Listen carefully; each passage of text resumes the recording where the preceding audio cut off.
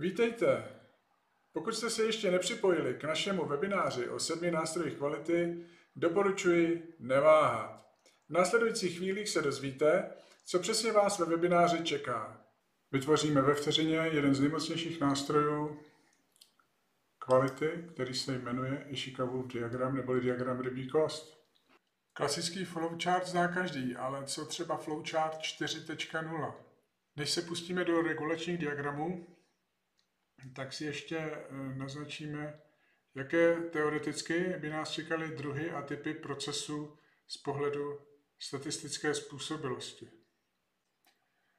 Tady máme dva základní typy regulačních diagramů, pro individuální veličiny a pro batch. Máme tady i zajímavou funkci před a po. Scatterplot můžeme vytvořit i v Excelu.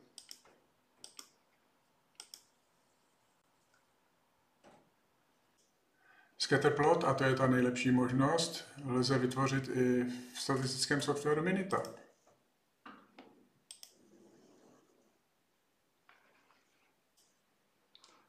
Podíváme se na to, že Paretovo pravidlo nebo Paretův graf není vždycky 80/20, ale jsou tam i jiné možnosti. Podíváme se, jak číst histogram, který vypadá takhle šíleně, skoro ani ne jako histogram, ale jako sloupcový graf. Ten nám může hodně říct a napovědět o tom, co se s naším procesem děje.